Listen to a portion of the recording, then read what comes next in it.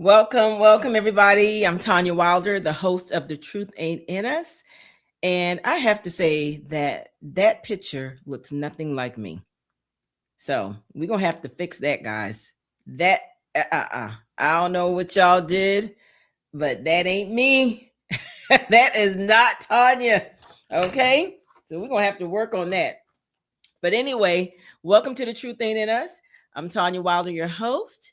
And I will be joined shortly by my guest host, Satara Vaughn. But before we bring her on, tonight, our topic is when your blood becomes your biggest hater. Siblings, envy, betrayal, rivalry, a silent competition. And guys, if this is your first time here with us, we want to welcome you to Truth Nation. We'd like for you guys to actually like and subscribe and hit the notification button and become a part of Truth Nation. And when you hit that notification button, anytime we go live, you will be notified. So please, we want you to rock with us. Okay. And so right now, I'm going to go ahead and bring on Satara Vaughn.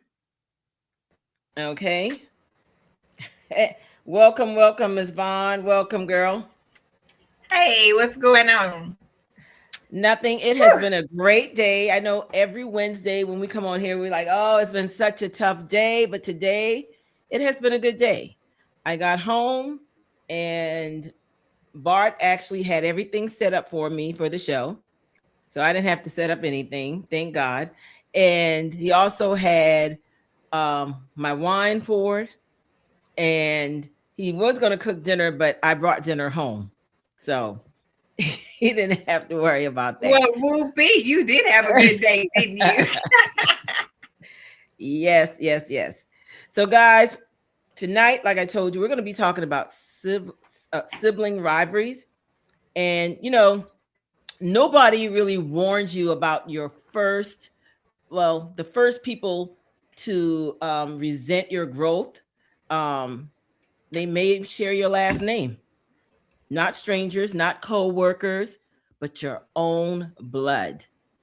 And I need you guys to go ahead and start putting up in the chat. Brianna, I can't see the chat. Here, I can't see the chat. See if we have any comments or anything. Anybody saying hello? Let me see if I post something real quick. Hold on, guys. Let's see. Hold on. Let's see if I can see that in the chat. Okay, yep, I can see it in the chat. So I just said, welcome everyone. So let's get this show started.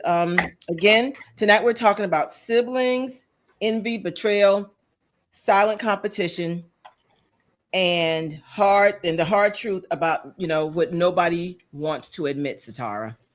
But we're going to get into a little bit later. I want to get right to, I was going to say it's not time for hot topics yet, but how was your day? How was your week so far? No complaints. Today had, well, the last couple of days has been great. I'm just mentally just tired. Start off having a long weekend and just haven't been caught up on my rest. But other than that, an awesome day. Sounds good. Anything interesting for the week? No. Well, for me, guys, it was my 35th wedding anniversary on Monday, January 19th. And Bart and I actually went to Biloxi over the weekend. And we had a great, great weekend. We won some money, some thousands of dollars. I'm not going to say the number, but yes. My game is roulette. I love roulette. And the funny thing is, for many years, I never ever gambled, right? I would go to Vegas with Bart, but I would go to eat, enjoy the show, the different shows or that they have going on there, but I would never gamble. And then we went to oh my God, what's the place? Oh, sorry, help me. Where did I go a couple of months ago? Bart and I went to, oh my God. We went A on couple of months ago. Yeah, when Bart and I called you several times. Dubai. You went to Dubai. No, we did not go to Dubai, honey. Where did y'all go? Oh my God. DR. Oh yeah, DR. did go to Dubai. DR. That's not I'm DR. Yeah. I'm tripping. DR. Y'all went to DR. Yeah. So, and the first time I ever went to DR, the Dominican Republic, we stayed at the Hard Rock, Punta Cana. Thank you. And we stayed at the Hard Rock, and and that's when I first started playing roulette, right? And I lost $1,000 that night. And so after that, I just fell in love with roulette. So that is my game of choice, my poison. Everybody's got their poison. That's your poison as well. That's it. That's the game to play, baby. You're going to win something. You win in something. I loved it. I loved it. Yes. And a lot of people don't know how to play it, but I only choose my numbers, like my birthdays, my kids' birthdays. And my number is 28, 31. Those are my main numbers because that's my birthday and Bart's birthday. But anyway, we had a great time over the weekend celebrating our 35th wedding anniversary. And then Bart has a birthday coming up next month where he is turning the big 6-0. So we're going to see how we doing. I'm not sure yet. We may do a party later this year because of this, it's cold right now, and do something that can be indoor and outdoor. You know what I'm saying? So we are going to celebrate his birthday, but I'm not sure if I don't know if we really want to do a party or if we just want to go somewhere. So, and we may do both. We haven't decided on that yet, but we will soon and very soon. But yes. So yes. Let's keep it going, girl. So anyway, that's what happened this week. And I know I'm hearing everybody talk about on social media about a winter storm coming to Georgia, North Carolina, South Carolina, the Carolinas. And I'm just hoping that it will happen Saturday and Sunday, and I don't have to go into work on Monday. We in agreements. Look, we standing in agreements. I'm praying that same prayer. If it's gonna happen, it's gonna happen. Yep. Exactly. Yeah. So that way we're snowed in or iced in. And I live up on a hill. My driveway is up on a hill, so I cannot get down the hill because and then there's no sunlight that hits that area. So the ice will be there for some days. You trying to put your disclaimer right now. Put it in. Yeah, put it in. Yes. So if we do get this storm, guys, everybody need to be careful. Go ahead and stock up on your bread, your canned goods. Make sure you have your batteries, your flashlights, and all that good stuff, and your candles as well, because we don't know what can happen when these ice storms hit or snowstorms hit. So yeah, I need to let my kids know too, because they're saying it's supposed to snow a little bit in Texas, and Texas don't get them no snow, so they don't know how to drive in snow down there because I don't know how to drive in snow up here. So But yeah, they're saying it's supposed to snow in Texas as well this weekend. Yeah, and it's not really the snow. I think it's the ice. And that's what people, they just get this misconception, especially when they move down from up north and be like, oh, y'all can't drive in the snow. Well, hell, no, it's not the snow. We can't drive in the damn ice. You can't drive on ice. I'm sorry. Exactly. I don't care how good of a driver you are. You cannot drive on ice, baby. Okay. Yes, that's so true. I remember one year, and my neighbor, she might be watching, but she thought we could drive on that ice, and we flipped over that year. Thank God we okay. Oh, wow. And we were going real slow, okay, and still slid and slide and flipped over, honey. Please. And her vehicle was totaled, by the way. But I thank God that we were okay. So that's the most important thing. So we flipped over in a ditch. It's funny now, but I swear to God, I peed on myself. I did. That's how scared I was. I peed on myself, okay? But Lord have mercy. Just thank God we are okay. We were okay. Wow. And now, guys, we're going to move into some hot topics. The internet is always exploding. Always exploding. And first, we're going to talk about this. There's this pastor here in Georgia. The church is going viral, and the pastor's going viral really because people are flocking to this church because of this pastor, and they're flocking. And when I say flocking, people are driving from all over to attend service for this church. Let's watch. Everything you need to know before visiting the Viral 2819 Church, Part 1, and we're starting with the most important question: what time should you get there? I've been following Pastor Philip Anthony Mitchell for a while now, so I flew to Atlanta to visit his church. They have an 8 a.m., 10:30, and 1 p.m. service. As soon as I arrived, I was greeted by one of the friendly staff who gave me the inside scoop on each service. If you like big crowds, you come to 10:30, but it's a lot more people. What time do you have to be in line for the 10:30? Honestly, you have to be here also at like 9 o'clock. Okay. Yeah. Okay. For the 8 o'clock? Probably 8:45. 8:45. Okay. Yeah, that's for the 10:30. Okay. That's if you don't want to be standing like way back there. See, for the 8, it's some people just out here for the 8, like 5 in the morning. I think the 1 o'clock is a little bit more relaxed.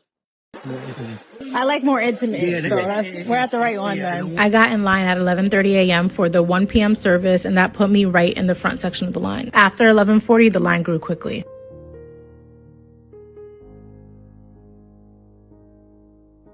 Thankfully, everyone from this service made it into the main sanctuary, but when it's more packed, some people have to sit in the overflow section where you basically watch the service from screens. Part 2 covers exactly what happens once the doors open, from worship, seating, the full service timeline. Follow me so you don't miss it. Wow. Wow. I am definitely going to attend that church because I want to see what's going on. I want to hear what this pastor is preaching, what he's giving, because you see people outside, like, I don't even know what's going on. This is the first time I heard about this week, and saw it on social media, and I thought it was a great topic to talk about during our hot topics. And so I do plan on attending one Sunday between this month, the rest of this month, and next month. And I'm going to come back and give you guys a live report. And I'm going to be recording as well. I don't know about going and recording the church because our next topic is about Don Lemon. And you see, they want to lock his ass up. So I don't know about recording in the church. I don't know about recording in the church, but I will be outside recording and giving you guys some updates on what's going on. So Tara, we need to go together. We need to go together. Let's make it happen. Yeah, we need to go together. But what is your take on the people flocking there? Well, I mean, I don't know. We just gonna have to go check it out because at the end of the day, I mean, are they getting fed? That's the number one thing. Is he what is he preaching about? Just by looking at the outside, it look like it's come as you are, and whatever. But I don't know. We got to go see it, check it out, so we can bring back, if what's really Well, going on. they say that he is definitely preaching the word, that he's not taking the people money. That's what the word is on the street, guys. And I'm only reporting what the word is. Allegedly. I don't know, so Exactly. and if that's what's going on, and people are literally coming from different states to attend, different counties here in Georgia, I think it's beautiful, because we definitely need to get back to the way things were back in the day. And guys, I need you guys to jump in the comments, and please put your comments in here. We're going to read your comments as well. And I don't know why I can't see. Can you, Satara, see, like, you see any more comments? I don't see. I don't see anything at this time. Yeah. I don't know why I can't see it, but yeah, but for me, I think it's a great thing. That people are flocking to this church, and I'm curious to see why, see what his word is. And so I see Formosa McKelvey 3302 says, I have watched several of his sermons. I guess she's saying he was very raw, uncut, and straight to the point. Okay.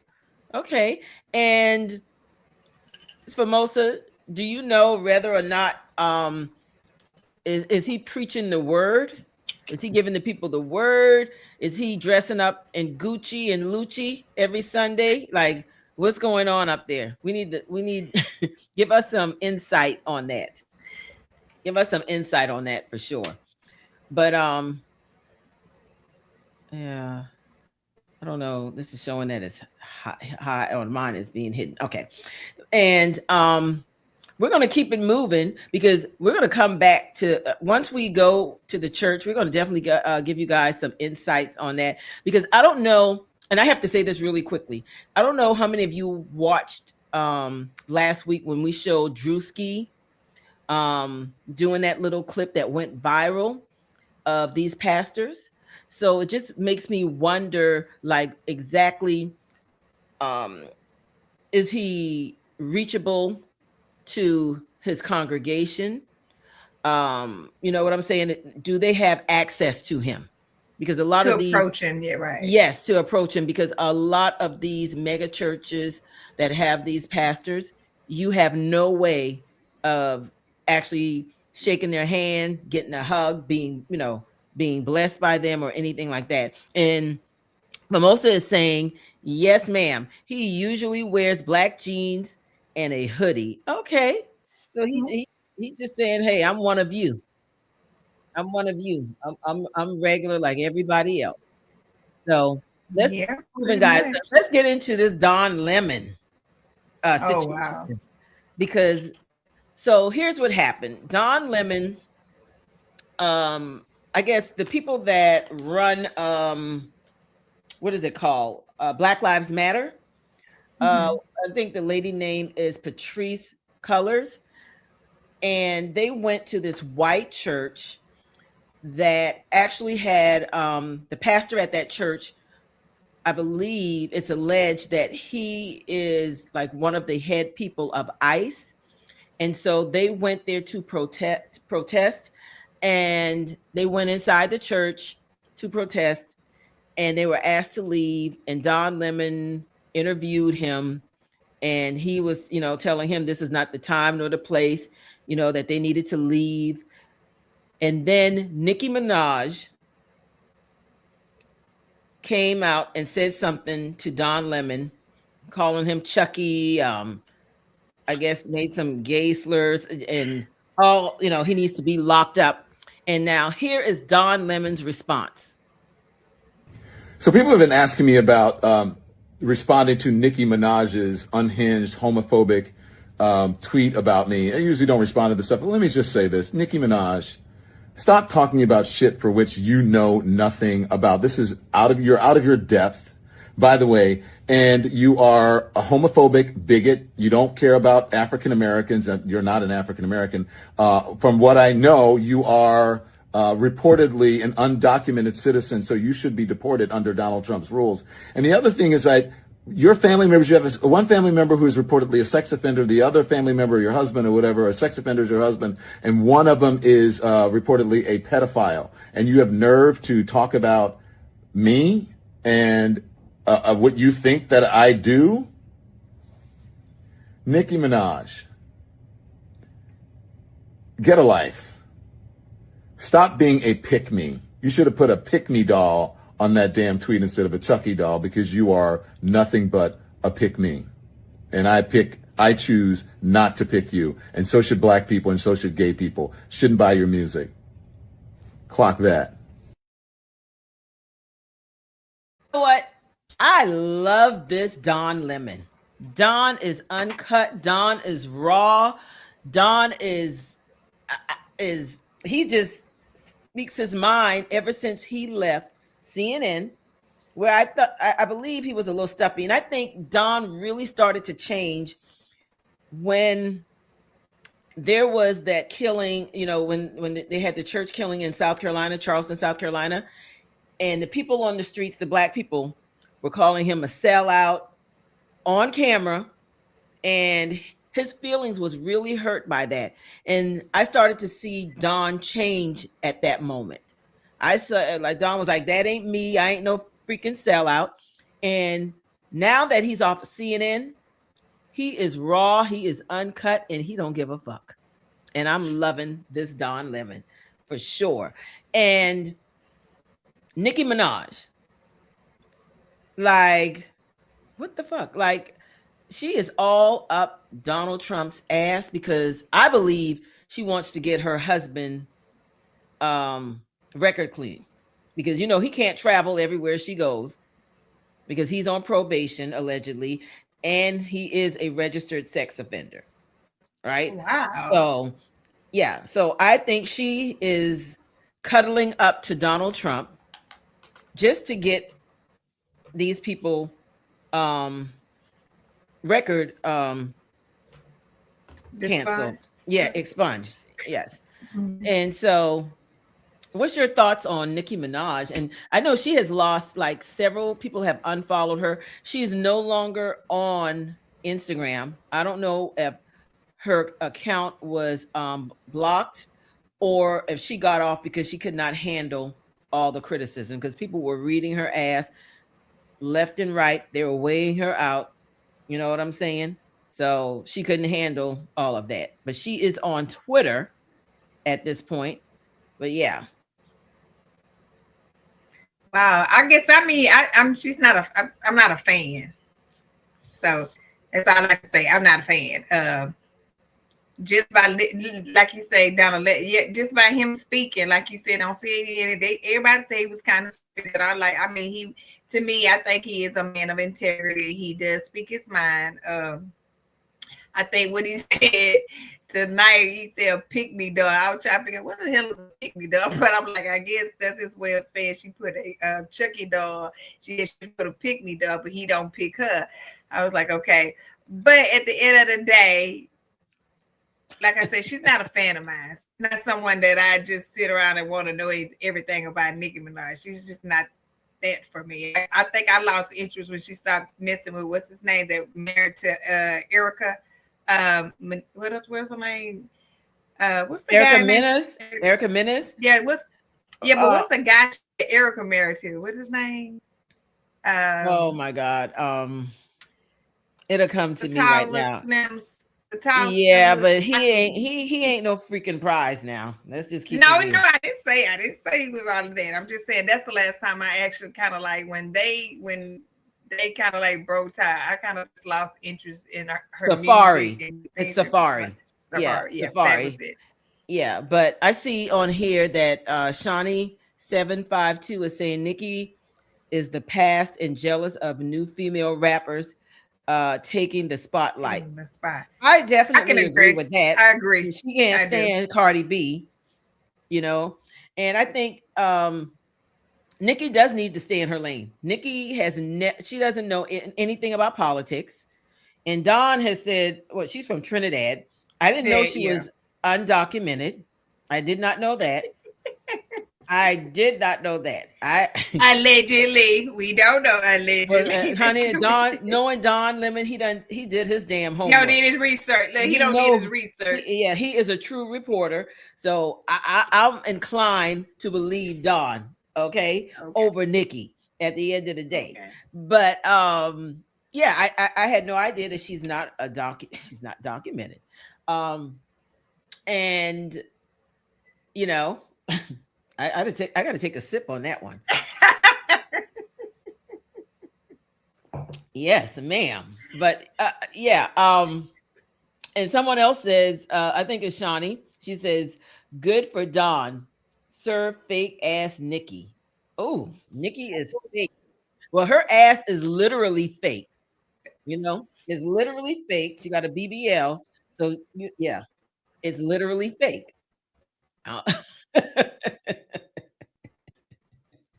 My oh, no boss, Miss Powders, no boss. Give it to her, baby. Give it to her. Yeah, well, you know her ass ain't real, but anyway, we ain't here to talk about the asses tonight. We do enough of we do enough about talking about their fake asses. But yes, and she is all up Donald Trump's ass, by the way. Nikki is, and I don't understand. Why in the hell would you want them to lock Don up?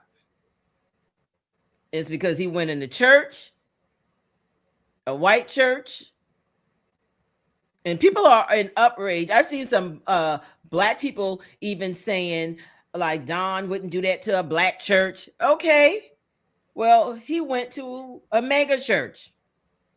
But what was the reason for them going? Do you know the reason behind them actually going there? Well, because this is a pastor. He's supposed to be a man of the cloth, but yet you're head of ICE, and you see all the stuff that they're doing to people. And I believe it was in the state that white girl was killed by the Indiana ICE officer. Was it Indiana? Yes. So that's why they were there to protest. Okay. That's why they went there. And yeah, and my thing is, if you're a pastor, how do you live with yourself? Practicing unjust? Right. Yeah, I think they are taking it a little bit too far. I think they are. A little bit is an understatement. I think when I say a little bit, I think yeah, you're right. That is an understatement. I think they are taking it a little too far. When it comes to actually trying to apprehend the people that are not legal in the state. I feel like, but again, that goes back to the top, the man that's have control, or think he has control to a certain extent, with the world that, enforcing so much, I just feel like it don't take all of that to apprehend someone, to take them back or put them in custody. And that lady lost her life. You know what I'm saying? She was shot in the face. And she lost her life behind. I mean, and I don't understand. I mean, I saw the news, but everybody had their bits and pieces. But me on the other thing, I'm not 100% sure what all took place, so I can't speak on it. But at the end of the day, what I saw, I thought it was unnecessary, very unnecessary. Well, I think they do what all cops who are bad. What they do, corrupt. They use the corrupt cops. What they do is they love to use that they were scared for their lives. And this particular cop, I think it's alleged that he said that he was suffering from PTSD, and he was, afraid of cars approaching him. Well, motherfucker, why are you driving a car every day? If cars approach you every day when you behind the wheel, how are you able to do that? Make it make sense. Make it make sense. You know what I'm saying? True. And they say all these things and out of their mouth, and it makes no damn sense at all. And her life was lost. Right. And I was wondering why a lot of people weren't in the streets marching for her across America like we do when someone black is killed. You know, uh, should we? Or, you know, some black people saying it ain't their damn business. So I don't know. And then I'm hearing today that her father, God bless her soul, he was actually a Trump supporter. And Trump is speaking all types of shit about this girl that she should have. It's alleged that he's saying stuff like, you know, she was in the wrong or whatever the case may have been, and he has no sympathy or no empathy towards this woman, and also because she was gay. You know, see that's within itself. He doesn't listen. He thinks about how he feels about everybody, because at the end of the day, because we don't walk the walk that you feel that everybody should ask to be under, then we get the lashback from him. And as being a president of the United States, all that was very uncalled for to be publicized. What he didn't like, nobody asked him why or whatever. That was, to me, was just, it's just too much. Some things it's worth best just to shut up. It's not worth speaking on, and but he has to be the one to be Donald Trump. Well, all I have to say about this before we move into our topic for tonight is, Nikki, take your fake ass, literally take your fake ass back to Trinidad. You aren't welcome here anymore. Okay? Wow. Because we're going to stand with Don Lemon, baby. We are standing behind Don Lemon, in front of Don Lemon, beside Don Lemon, and on top of him. So there you go. That's what we do. Drink on it. I ain't gonna speak. Look, I'm gonna drink on it. I ain't gonna speak on it. I'm gonna drink on it.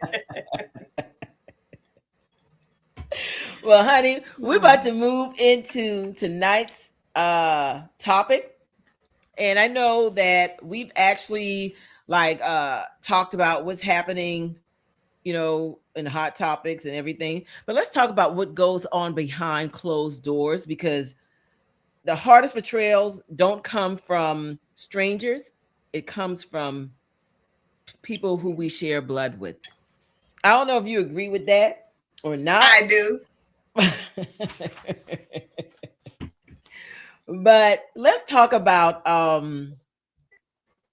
sibling rivalries. Okay. Me personally, I don't have any favorites, you know, when it comes to my children. And I don't believe in putting them against each other. But I have to ask, like, when you hear the phrase sibling rivalry, what comes to mind first? The competition, the jealousy, the favoritism, or trauma? Okay. And would you say, yeah, and would you say that your relationship with your sibling is closer today than it was when you were younger, you know, when you were growing up? And for me, I definitely know that my relationship with my siblings, I don't have one. Let me rephrase that. I don't have one with my mother's children, but on my dad's side, I'm closer to my brother on my dad's side than I am to his daughters or his other son. So just one of the sons I'm like really close to, and his wife. So, and I definitely know that it has nothing to do, or for me, with my parents like being involved in that. But for a lot of people, you know, it starts at home with the parents. Like, what's your thoughts on all of that?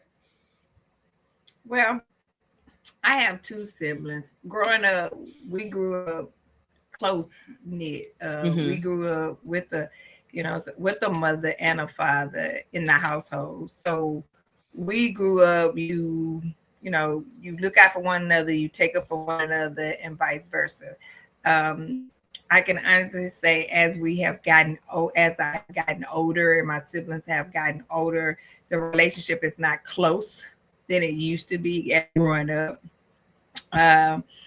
Me and my brother, we've always been tight. We've always been close growing up, and as of now, we're still close. But at the end of the day, we still have our misunderstanding. You know, he calls me mama. You want to be my mama? You whatever.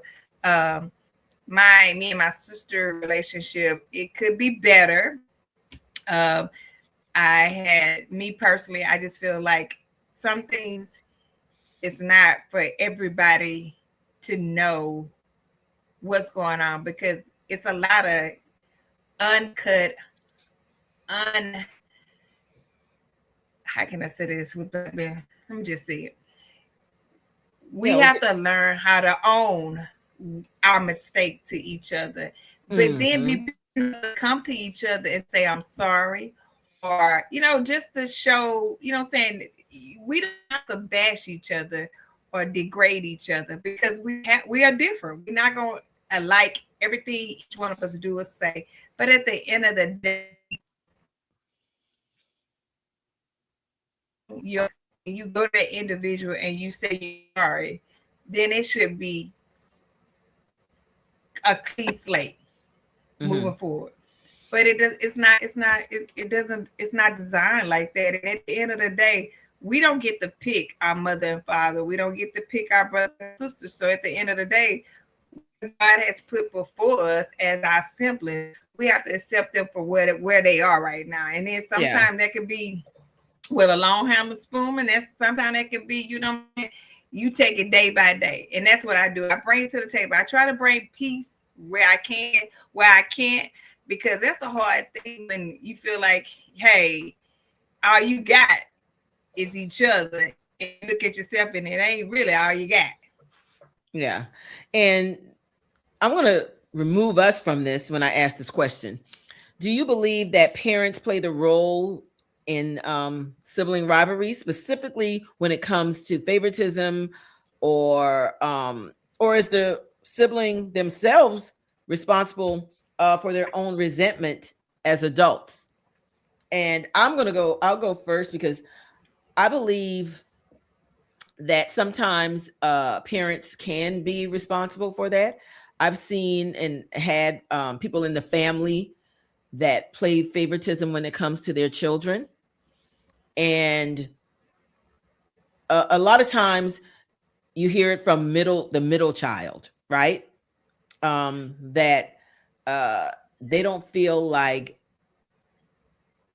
they feel like the oldest and the youngest are, you know, get all the attention.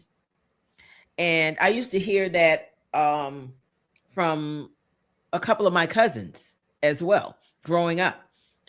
And it made me like wonder, like, do you sit down and have this conversation with your parents? Have you sat and spoke to your parents about how you feel and how you can change that? And do your siblings even recognize it? But they're okay with it because they're the ones that's getting all the attention. You know what I'm saying? They're the ones that the parents do more for. And so how do we start to address that? Or, you know, I see Dana, what's that? Dana Thumbs 3065 says, my sister and I are close, but as we got older, we've gotten closer. Okay. I used to be mad at my mother because I had to work on the market and my sister didn't have to. Oh, so there, like, and my question would be, why didn't your sister have to go? And why did you have to go and your sister didn't have to go? You know, that's a question that she needs to have with her mom. You know, like, why was she made to go, and her dad, her mom and her dad, and find out, like, why does she have to go and work and her sister didn't have to? But I think that's a lot of issues when it comes to, I think some parents are the cause of the sibling rivalries. I mean, I'm gonna say this on that situation. I think that the parents plays a part in it. Mm-hmm. But I'm gonna also say, as a parent, you gotta know your children. You gotta know who's the strongest, who's the outgoing, and who's, you know. And I can say, because I have three, and each one, all three of my kids are very different. Mhm. So as a parent, I feel that, and you, it's funny that you say I'm the middle child of my brother and my sister. And I used to always think my mom was so hard on me because she was like, you know how to clean a house. And when I came home, my house had to be clean. And if they don't do it, you need to force your brothers and sisters to help. And I'd be like, well, I can't make them do it. And I felt some type of, you know, that I was had to do it, and I would do it so that I wouldn't get in trouble because they didn't do it. You know what I'm saying? So Mhm. I think it plays a part with the parents, but I also think that family that's on the outside looking in, they can bring more damage when a child feels that, you know, that they being treated a certain type of way, and they choose to take it a whole different way, and that child begins to actually think that they're separate or distant or different treated by the other two kids. And I'm only saying that because, like you said, the oldest and the baby, the youngest child, always get treated a little bit different than the middle child. I didn't feel like that. Only thing I felt like, it was choice. I didn't feel like my mom loved my sister no more than she loved me. But I questioned to myself as I got older that maybe, you know, hey, maybe I was that, you know, that strong. And my mama always said, you got a mop on you, you gonna say whatever. And the other ones would know, they know when to shut up, and you don't. So I don't know. I just feel like it's a parenting thing. You know your children, and that's where it comes from. You know your children. So that's like, it's like you say, you have to have a conversation with with the parents to get to the root of it. But if you don't get to the bottom of it, it's just like anything. As us being Black America, we chose not to share. We chose to look the other way. So I don't know. All I can say is that's it's deeply rooted, very deeply rooted. Well, I see 3170 B Way says, my brother and I are close. Our parents raise us that way. We may fight, but we stand united against any outsider. And that's great. fine. That's fine. But what about those who parents put them against each other? You know, that's just a different dynamic, I believe. True. And also, is the favoritism always intentional, or can it be subtle and still damaging? And I think that it can be damaging to the person who's not being treated fairly, to their ego, to their confidence, you know, and who they are on a daily basis, I would say. And that sometimes can cause rifts in the family. Yep. You know what I'm saying? So yep. That's my thought. And I see that for most of McKelvey 3302 says, a lot of minority households, the oldest child usually had to start working at an early age to help support the family financially. And that's true statement as well. I believe that. But what if, and this is just me playing devil's advocate here, what if you're in a household where your parents make good money, but you're still the one that they're making go to work and the others don't have to? And I will say, and I can use myself an example when it comes to that, because I had this conversation a couple of weeks with my son, who was the oldest. And yes, I made him work. Number one, and I explained this to him a couple of weeks ago. You were a young Black man, right? And you needed to learn how to be responsible. You needed to learn how to be a go-getter, how to provide for your family. And so, yes, I made you go to work when you were 16. And to be honest with you, and I felt like I should have done the same with the other two as well. Okay. But that was my reasoning behind all of that. And I said, well, look at you now and how successful you have become because of that. But my reasoning, it wasn't me. I don't feel like I was treating them any differently, but it was to make him a better man at the end of the day. In my family growing up, we had no male role models that we looked up to. We looked up to the women. The women in my family were strong.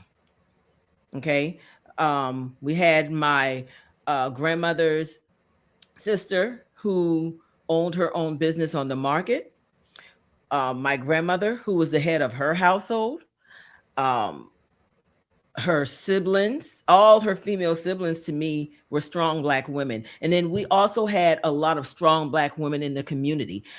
In my household, my uncles and stuff, they weren't leaders. No, they were nobody that I looked up to. You know what I'm saying? So I wanted to make sure that my son would be a role model for those in the family, that they would have someone to look up to. And that was my reasoning for that.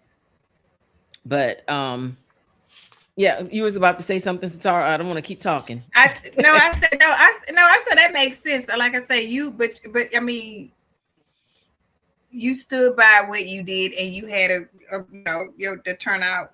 It speaks for itself. You have an amazing son. He's a doctor now, so it paid off. You took that conversation. You took that time to have that conversation with him prior to 2 weeks ago, but you instilled something in him to make him grow. Me, on the other hand, I don't have a son. I have 3 daughters, and I can say each one of them a hustler. They about their business. They about they getting it, grinding, whatever they do to make it good, and they get that honest from their mom, because I'm that person. I'm about having things, and when I find myself going down, I freak out. Like, I had to get it back together. You know what I'm saying? So at the end of the day, it's about how you grow up, and then it's about a lot about what these kids, what we allow our kids to see in the home. When you don't show them that, and you show them you don't care, and you have given up, that spills over in some of them. It'll roll off and they'll feel like I want better for the stuff, but then you got some that drag in there. So it's about what you put in front of your children as well. Absolutely. And it's I think also it can be damaging. And I'm going to get off the parents for a minute. Let me get off the parents. Let's just talk about how some siblings hate their siblings for being successful, because this person is doing better than what you're doing, and they feel like you owe them because you're making money. And I think that's a downfall we see with a lot of athletes, people in entertainment, because they feel like they have to support their family. And at the end of the day, what they need to realize is that when you lose it all, baby, they ain't got shit to give you. So you better hold on to what you have, okay? And stop putting entitlement shit. Yeah, and just stop putting these people that they need to go to work just like you get up and go to work and hustle. They need to get their asses up and go to work and hustle just like you do at the end of the day. Okay? Just because I play football and I make a certain amount of money, I don't owe you that. If I choose to help you and do for you, then guess what? That's a plus. But you shouldn't be sitting back waiting for me to pay your bills, sitting back because I play football or I play sports or I make millions to support you. Everybody has to be accountable for themselves at the end of the day. And that's why we see a lot of these athletes go broke. They got their homeboys hanging with them. You know what I'm saying? Their entourage who they're supporting who ain't doing shit. Okay, but as soon as they go broke, you can't get a dime from these niggas.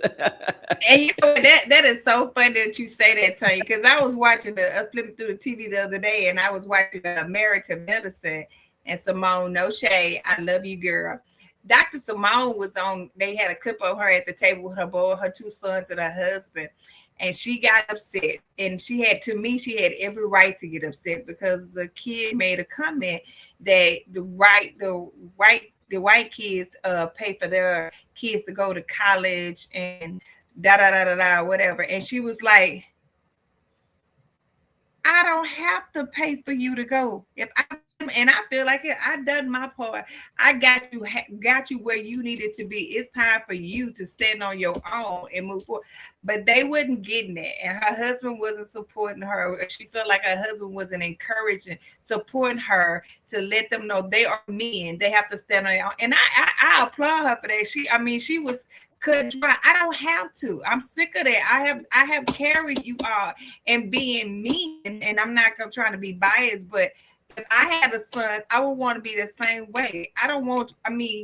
Where is it written that a woman has to take care of a man? I have to take you and do this. No, like you said, you show him as a man, he needs to be independent. He needs to know how to provide. He needs to know responsibility.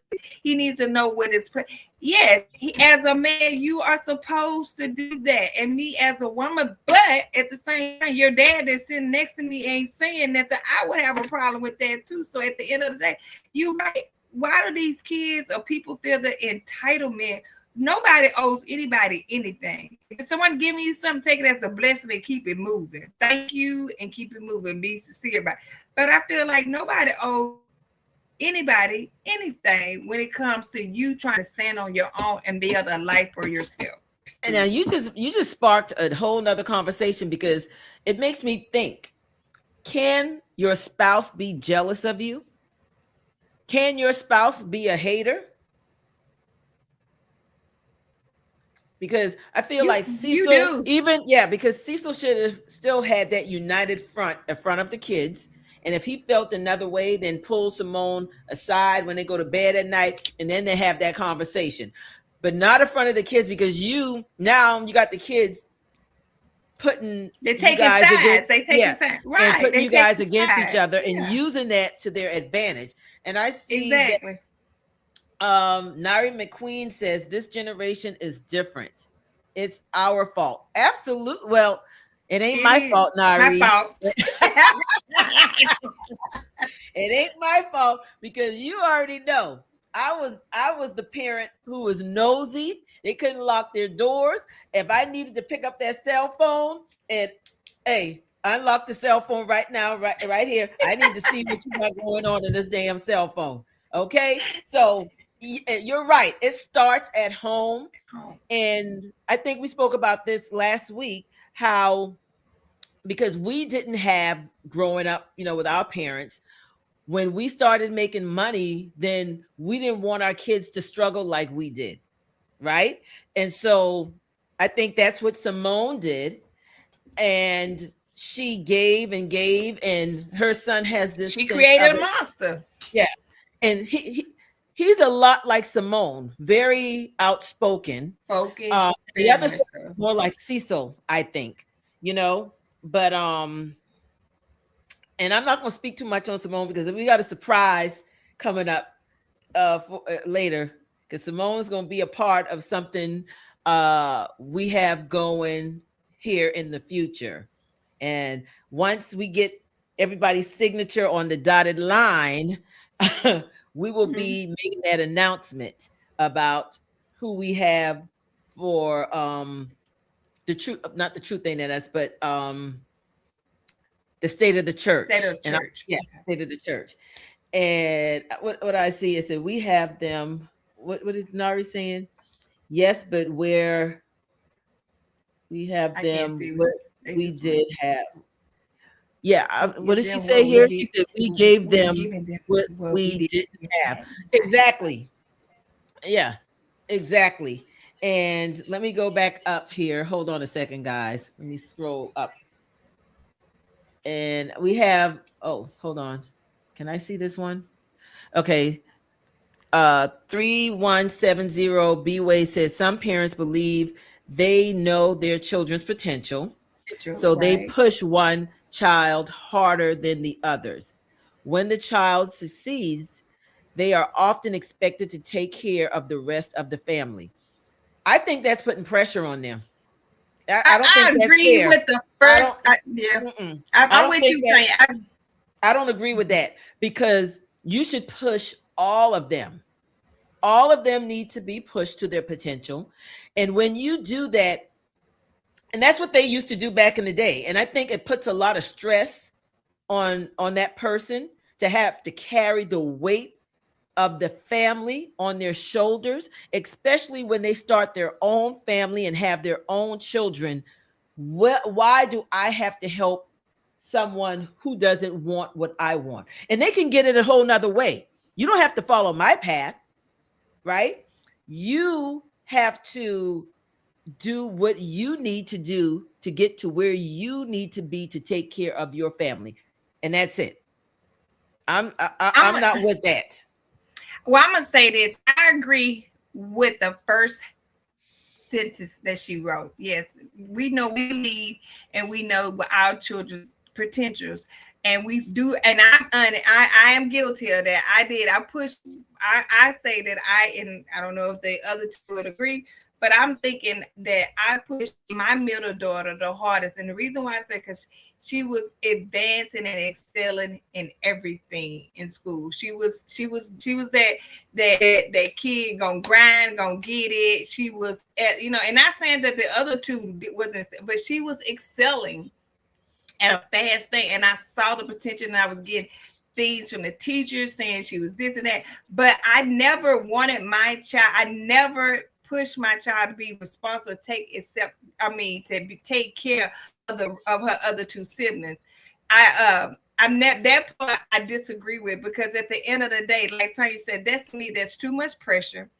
And she's a child. And like I said, I pushed her to the point where I can sit up here and say, as a mother, I am proud of all three of my kids' accomplishment. They all went to high school. They all went finish college. They all, whatever they wanted to do, that's where they are right now. They're everybody is well off. Everybody's doing what they want to do and where they're having fun at. But yeah, I agree with that first sentence. But the last one, no, because no child should be put on be responsible for trying to take care or be targeted the weight of everybody. I'm still mama. I'm still here. That's my job.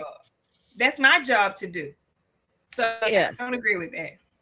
And I think too, when you reward people for their bad behavior, I feel like, and I'll go back to Simone, buying him a new car, a Tesla, when he just ran up a credit card for $60,000 and he has no way of paying that back. I be damn if I am going to buy him a car. No, ma'am. He gonna work and he gonna help pay off this damn credit card. Even I don't care if I got it. Okay. Let me backdoor on that one. That same daughter that I told you, it takes my kids to tell you this. Yes. Everybody got, well, I tell you that my oldest bought her first car on her own with no help from me. The other two, I bought them cars when they got in college. But that middle one, when you start being disrespectful, you stop doing what you did. You thought you were bigger than me. I repoed it. She's at a store. Not you the repo man. The repo woman. I'm like this. I was that mama that, hey, I got down for mine. I did what I had to do for mine. But when I feel like I was being disrespectful, they'll tell you, I repoed it, baby. I got my oldest, and she was like, "Mommy, don't do it." Get in this Tara, the repo woman, honey. She the repo woman, baby. Yeah. But I'm with you, Tanya. Yes, I'm with you. I'm with you. You got McKelvey 3302 says entitlement fosters an exception of special treatment. I push all 4 of my children to reach their full potential, and that's what you're supposed to do. Exactly. And some of us are single parents doing this alone. You know what I'm saying? And what's the song Karen White said? Was it Karen White to sing "I'm Not Your Superwoman"? And hey, my hats goes off to you, Formosa. 4 kids, exceptional, doing well, doing their thing. That is great, As they should. That's it. But yeah, so all I have to say is when it comes to siblings, especially when you have a sibling some siblings that will do any and everything to take you down, take you out, try to destroy you. What they don't realize is that they can't destroy you. The only person that can destroy you is God. That's it. Okay. And they need to be mindful of that at the end of the day. You know what I'm saying? And if you're not winning, it's not my fault. It's your fault. Because you can get out there and do the same damn thing I'm doing and bust your ass to get where you want to be, make the money that you want to make. It's up to you at the end of the day. And that's all I got to say about that. So we're going to move.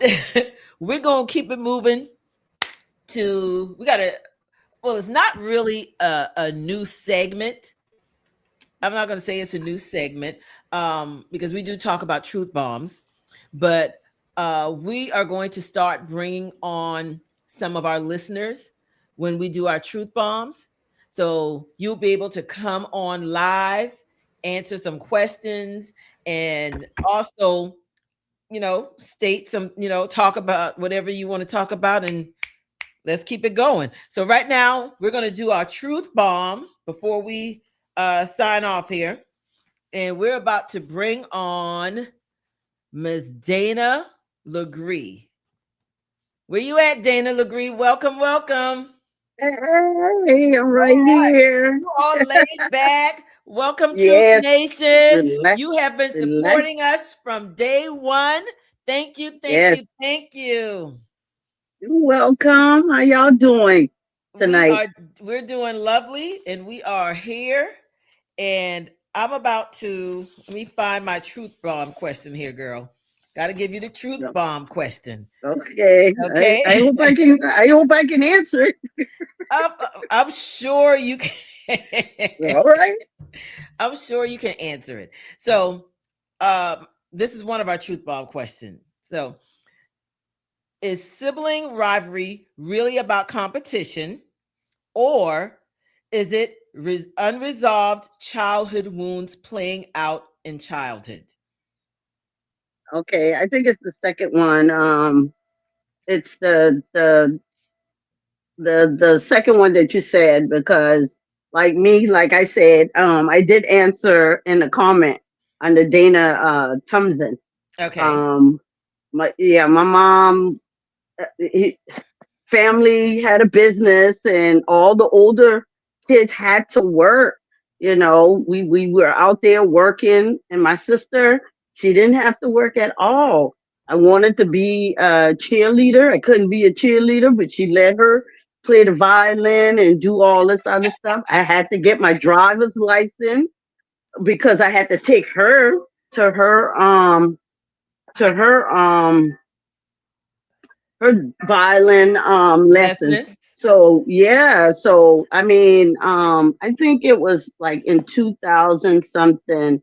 I did have a meltdown and saying that, I felt like the black sheep of the family, and I had to do everything to in my life.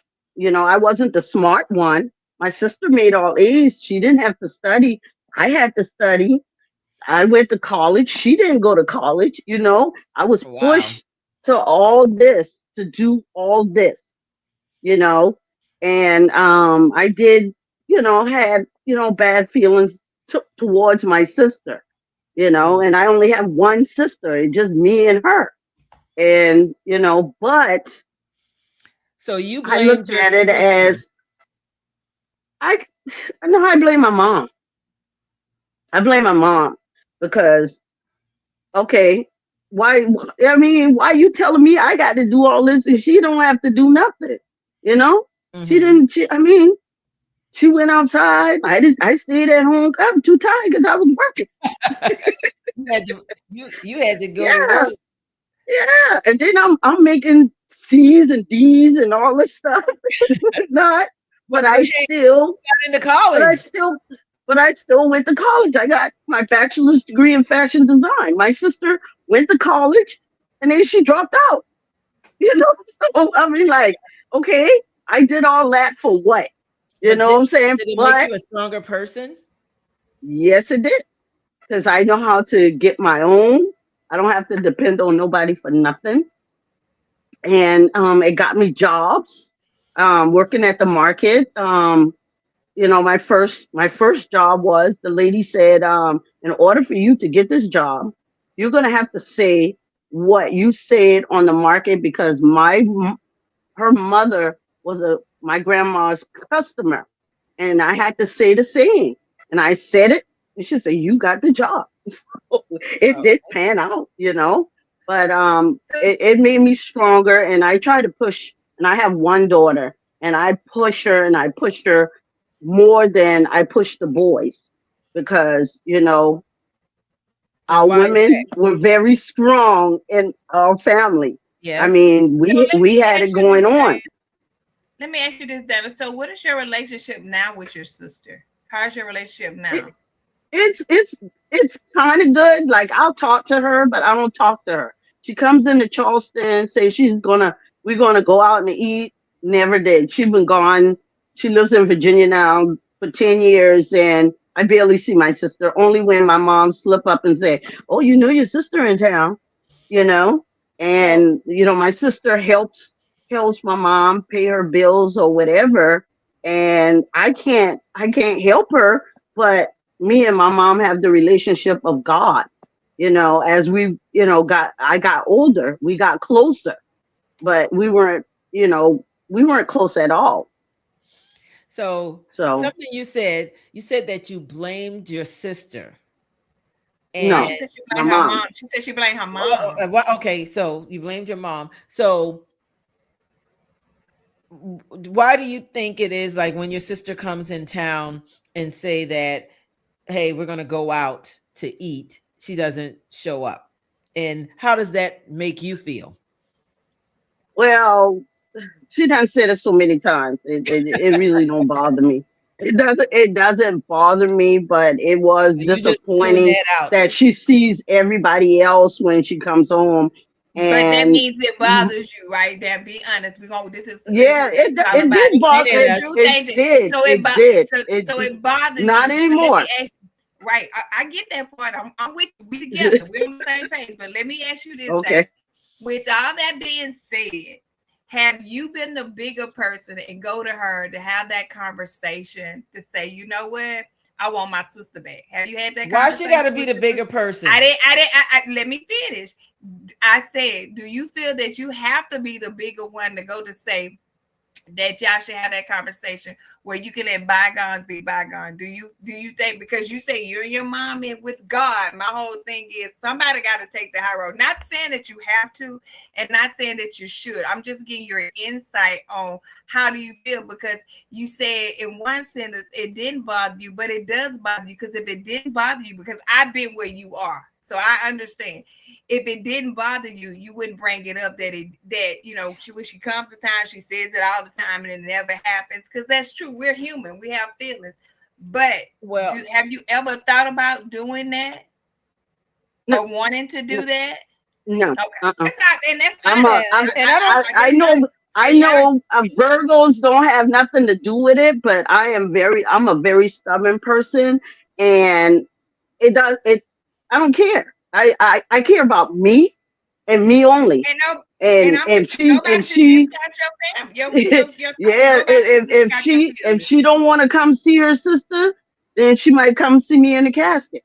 But I mean, Oh otherwise, God, don't say that. it Don't say it that. Lord. it doesn't it doesn't. I don't care. If she does, I'll be happy to see her. If she said, "Okay, Right. sister, I'm here. Let's go out," then I'll welcome her. But if she doesn't, I don't care. I, Yeah, I'm I'm always by myself. I stay to myself and here's all the my time. thing. here's my thing. Well, I love you, baby. I'm your sister. Well, here's my thing on this whole situation.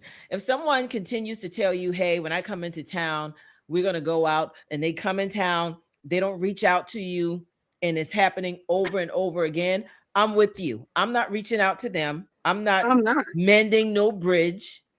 I'm not doing none of that, because at the end of the day, if you can't keep your word to me, and you know that you just talking, you just, what's the word I want to use? Talking shit, you just spewing shit just to say shit to me at the end of the day. Just to make yourself feel bigger. Yeah, blowing smoke up my ass, basically. You blowing smoke up my ass. Right. You know Right. And Dana, I understand what you're saying. I mean, I've been where you are. I'm gonna say it, and I'm gonna say yes, because I've done it.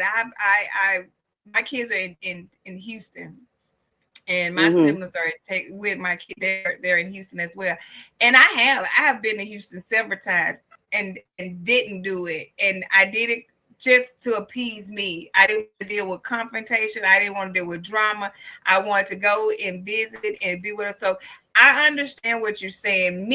It took me a minute, you know what I'm saying? Because I wanted to get myself right. I had to make that step. So that's why I was asking, some people, it takes some people longer than others to just look the other way. And that's all we said. But like I said, baby, she whatever you feel is good to give you your peace, then you stand on that. That's all I was saying. I'm not saying she calls me. She calls me and we talk and everything. I mean, like that, but it's not like a long conversation. It's not like the typical sister bond type thing. We don't really, I can't say we don't have any bond, but I was raised up that you have to like your siblings. You can't, at the end of the day, you just have to. You got to. Well, those days are love gone, your baby. sibling. I think sometimes you have to love people from a distance at the end right. of the day, because you have to have a peace of mind at the end of the day. A peace of mind. Yeah, my grandma always said that you only got one sister, and you have to take care of your sister. You have to look out for your sister. I said, well, what my sister looking out for me? Is she looking out for me? Does she have my back? Yeah, and sometimes you have to cut off, and love them from a distance, because, and I'm not saying that you and her have a toxic relationship or anything like that. No, we don't. But when you have people being negative or doing things to hurt you and bring you down or try to destroy you, that's a whole nother level of hate. And it could be someone, I don't care if it's someone you grew up with in the same household. It could be your parents. For me, if it comes down to me having a peace of mind, then that's what I'm going for at the end of the day. And that's just my truth. I'm in agreement with Tanya. At the end of the day, I just think that life is too short. It's too much going in the world today. It's just really sad. And one day, me and Tanya gonna have to come up with a slogan. Well, we have a round table. We do it live when it comes to these sibling things. Like she said, it's not gonna change. And it's really sad that mostly, and I can't speak for other races because I'm an African American Black woman. We as Black people, for its family, unity, for siblings, when I sisters and brothers with the same mama, same dad, or whatever however different dad, we need to learn how to communicate with each other, because it's really, it's very toxic. And I don't care what nobody say. I've been going through it, and it's very toxic when you got your own stuff going through and this kind of stuff comes along. But at the end of the day, what the best advice I can give everybody: don't give up. Stand your ground, and that's how you feel, because at the end of the day, nobody's feelings can be discounted. I don't want nobody to walk over mine and think I don't care. They should do the same by mine. But I appreciate what you're saying, and at the end of the day, it made us stronger. Like you said, it made you stronger. Yes, it did. It did. I'm a hustler. Yes, I got a lot of avenues. I'm a designer. I teach private sewing classes. I do alterations. I'm in a car club. I mean, I do it all. I feed the homeless. I do it all because my grandma. I looked at my grandma, how hard she worked in her business to make a family business.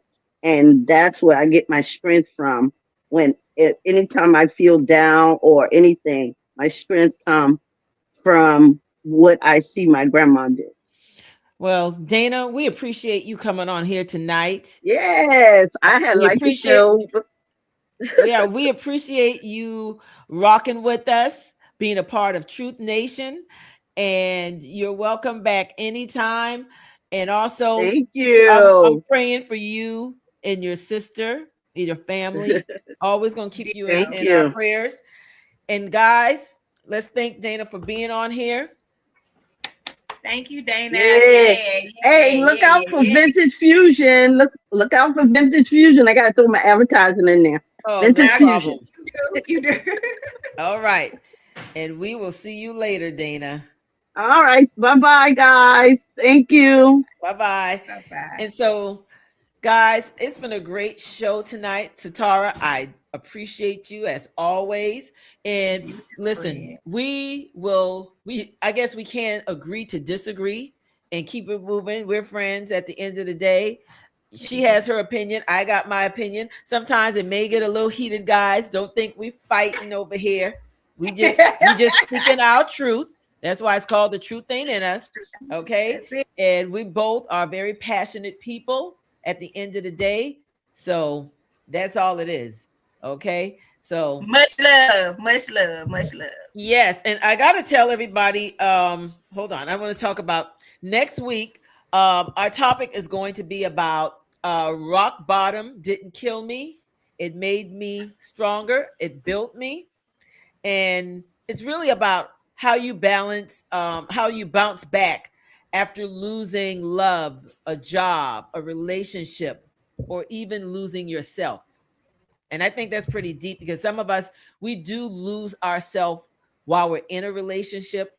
We lose ourselves as parents, just catering to our children, our husbands or our significant others. And so we're going to talk about that next week. And we may have a guest that will come on the show as well. And I'll keep you posted on that later, the end of this week or beginning of next week. But we thank you for rocking with us. Any final words from you, Satara? No, I want everybody to enjoy the rest of your week. Thank you for tuning in, and we'll be back next week at the same time, same place. All right, guys. Thank you for watching The Truth Ain't in Us and rocking with us. Truth Nation, please like and subscribe and hit that notification button. Guys, tell a friend, tell a family, tell a co-worker, okay? And you may even want to tell your enemies, okay? Let's keep it 100. And we out. Bye. All right.